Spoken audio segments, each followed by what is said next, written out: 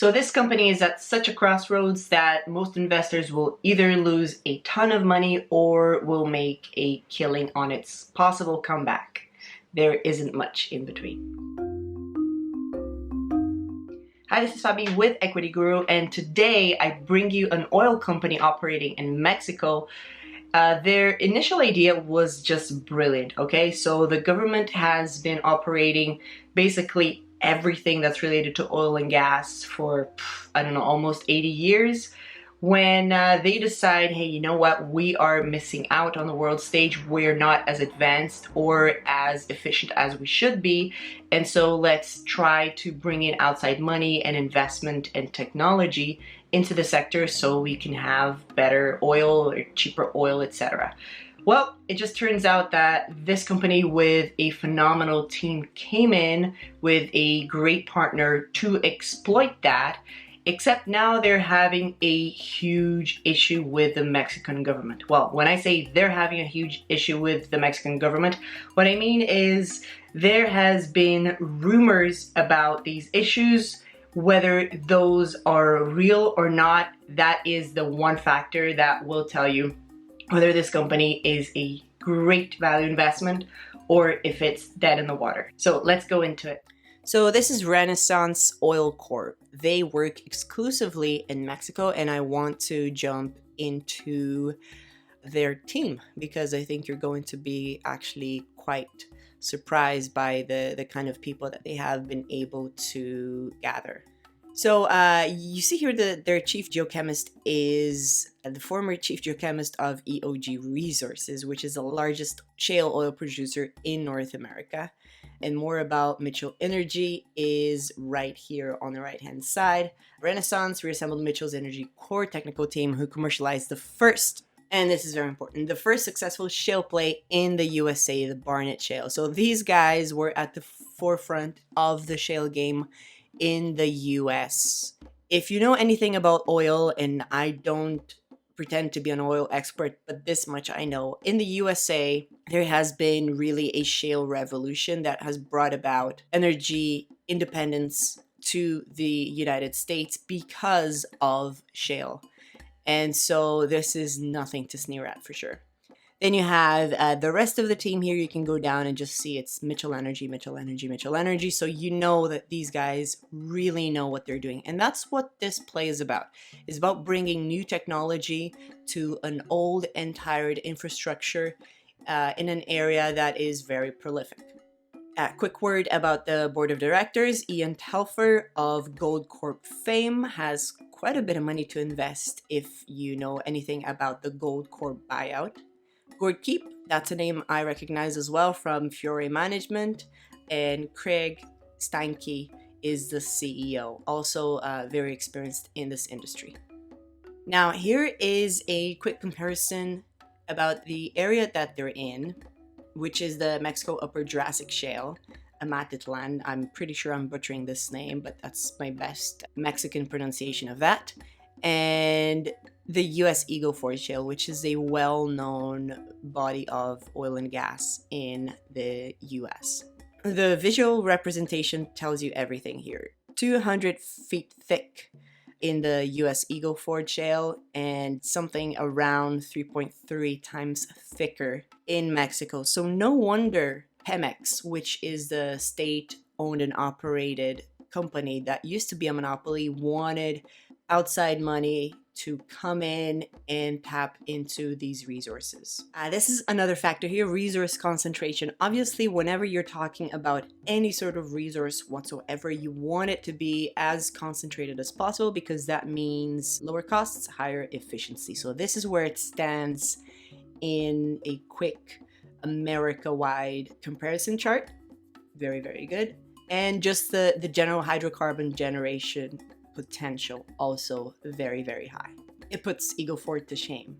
So they are a current producer, a small producer. You can see here the 2018 revenue sits at just over $25 million.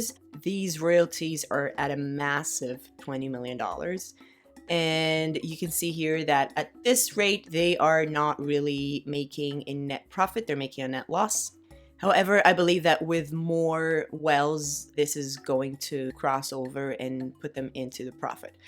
The issue that they have here is they have just been slapped with a little bit of quote unquote news, and this is what they had to say about it. Renaissance Oil Corp has become aware of reports today in the Mexican press that certain changes were being made to the, and this is key, migration process of certain service contracts, including Amatitlán, which is held by Petrolera de Amatitlán, which is basically a partly owned indirect subsidiary of Renaissance. So basically, their company is being slapped with the possible threat of not being able to service Pemex as was the original plan. Renaissance is surprised by these reports, and neither the company nor Petrolera have received any written notice with regards to the changes to the migration process. So basically, the migration process is, in order to simplify it, I'm just going to say the legalization of them being a service provider to Pemex. So basically, for them to operate in line with the new changes coming into Pemex, going away from being a wholly state-owned, operated monopoly and allowing international players into here. Now, this completely surprised me, especially because if you go back not too many days ago, only on the 11th of June, you're going to see that they received a strategic investment by Pierre Lassonde. Now, if you know anything about mining, you know that Pierre Lassonde is probably one of the most respected names in mining. Don't quote me on this, but I think he has an oil background. Anyway, this is the guy that founded Franco-Nevada, and I'm just going to show you Franco-Nevada for the uninitiated here so that you understand exactly what I'm talking about. So this is it, a $21 billion market cap royalty and streaming company. It's nothing but an upward trend for Franco-Nevada and has been since its founding. So Pierre Lassonde comes in here and invests $2 million, which, to be fair for him, is, you know, akin to us giving $5 to a beggar in the street. But at the same time, I just find the timing of this very surprising, that he would come in with, you know, some money, obviously has an understanding of how this works, has an understanding of who these people are, and probably of the current situation in Mexico, puts his money into this. And about a week later, everything is threatened by people saying, you know, they're not going to sign on the service contracts as they should. So because Mexico has a fairly new president, AMLO, and he is very much to the left, I think he wants to come in and shake things up a bit. Now, the work that Renaissance has done so far has been really, really great. I mean, they're producing, they have drilled more wells than you could possibly imagine in this area. It's a great area, very prolific. They can make money off it. They have the technology, they have the people, they have the backers, as you've just seen.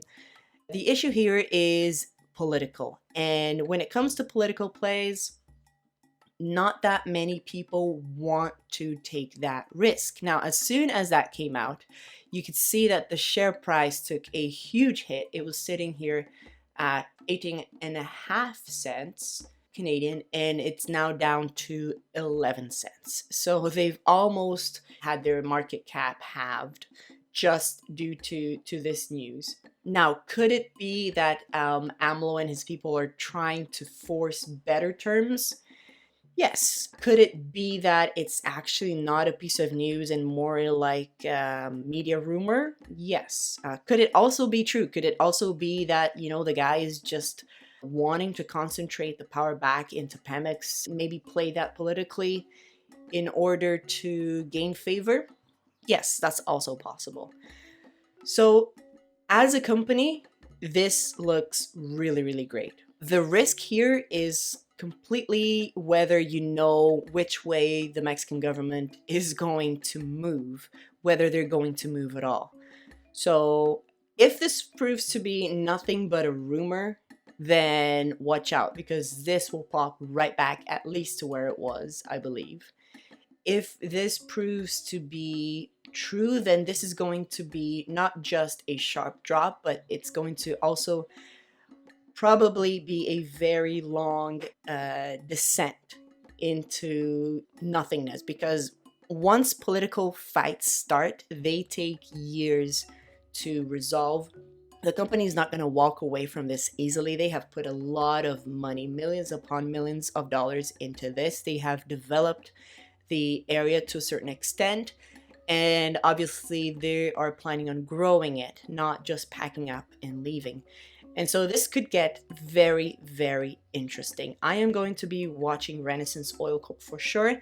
If this is nothing but rumor, if this doesn't pan out, then I believe we have an easy double here for Renaissance Oil Corp. If this can be resolved long term, I would also be betting on it. I like the company. Fundamentally, it's doing very well. It has real producing assets. Oil is not going away anytime soon.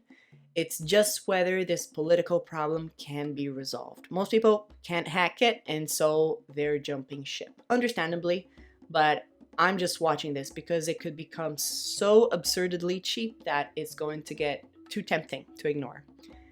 So this is it. That's Renaissance Oil Corp, ROE on the TSXV. They also have listed warrants, which could be very, very interesting if you are the riskier type. Go and check out their warrants for ROE.WT and WT.A. And on the OTC, they're listed as RNSFF. Definitely a story to watch.